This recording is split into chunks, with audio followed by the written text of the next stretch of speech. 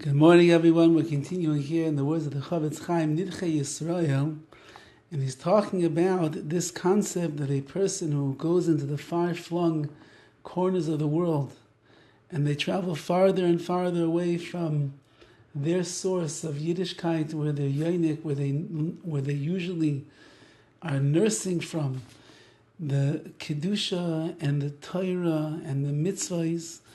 So as they get farther and farther away, they come up with these perceptions in their mind that the farther I am away, the less that HaKadosh Baruch Hu is really watching over me. And yet the Horowitz says, how could such a thing be? We have verses in Tehillim and elsewhere that teach us that Hashem is everywhere. HaKadosh Baruch Hu is watching us. Hashem is aware of us, so on and so forth. And we pick up today in the following words. And he says, Ubefrat, sheyadu lakol, and it's certainly known to everyone.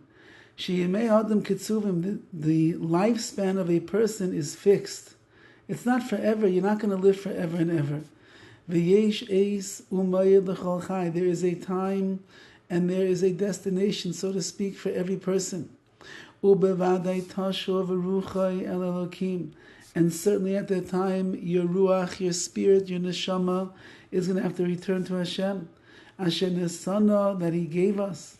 V'yitztarch lasei zedin v'cheshbain ala koil. And at that point, when our neshama is going to leave this world and return to the Ribbono Shel Olam, we're going to be obligated to give a din v'cheshbain, an accounting on everything that we did in this world.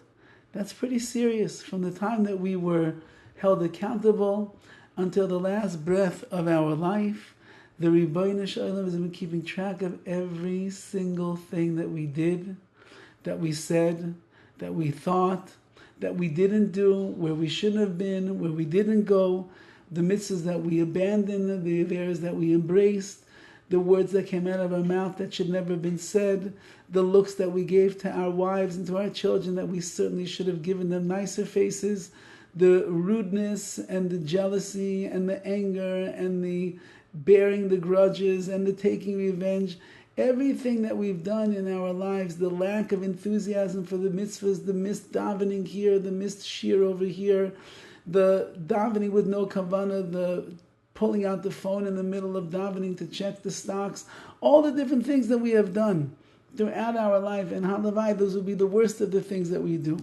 HaKadosh Baruch Hu is going to bring them each to judgment. Umaya'ane, what is a person going to answer? Ask when all of one's actions and thoughts are going to be put on display before HaKadosh Baruch Hu. Like it says, I will rebuke you, and I will display your actions before your eyes. Says the Ribbono Shel Olam, there's going to come a time, there's going to come a place when it's going to be the end of 120 years of life, and your neshama will be standing in front of me, stripped of the body, stripped of the world, stripped of all the distractions and everything you got involved with all the days of your life, and you'll be standing there. And I am going to put on display, I'm going to lay it out like at a store, like at a marketplace, like at a garage sale. Everything's going to be lying out on the table. Every action, every deed, every word, every look, every glance, everything will be there. And I will rebuke you just with that. That will be the rebuke, says the Ribbono Shel Olam. I won't have to say a word. I'll just show it to you. Uksiv, and it says, Ki es kol ma'aseh Elokim, it says in Koheles, es kol ma'aseh, every action that a person did, ha'elokim yavi b'mishpat, HaKadosh Baruch Hu is going to bring it to judgment, al kol ne'elam, on everything that was hidden, on everything that you thought was hidden in this world, on everything that you thought that nobody saw. It's true, maybe nobody else saw besides you, but guess what? The Ribbono Shel Olam was watching carefully, and He was keeping track, and He was recording, and He was putting it in the cloud over there so that at the time that He would need to, He could just press a button and access that video, and He can access that debacle, and He can access that. Of course, He's going to have mitzvahs as well, and He's going to have the chesed in there that you did, and the tzedakah that you gave, and the Torah that you learned, and the davening that you performed. Yes, of course. But on every single action that a person did, HaKadosh Baruch Hu has been preserving it for that time when He won't have to say a word. He doesn't have to rebuke you with words. No, He just puts it in front of us and says, here's your life. What do you have to say for yourself? Says the Horowitz, I don't understand. A person is going to leave Radin, they're going to leave Vilna, they're going to leave Hungary, they're going to leave Russia, Minsk and Pinsk, and they're going to leave the holy countries that they come from, and they're going to end up wandering around somewhere in America or somewhere else in the world. And do they think that HaKadosh Baruch Hu is not watching? Do they think that He's not paying attention? Do they think that they can get away with whatever they want to?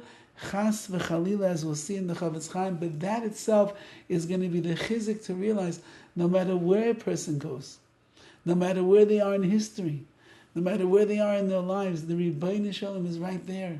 And if HaKadosh Baruch Hu is right there, so on one hand, it's frightening because that means He's recording and watching. On the other hand, it's the greatest bracha of all. Hashem is right here.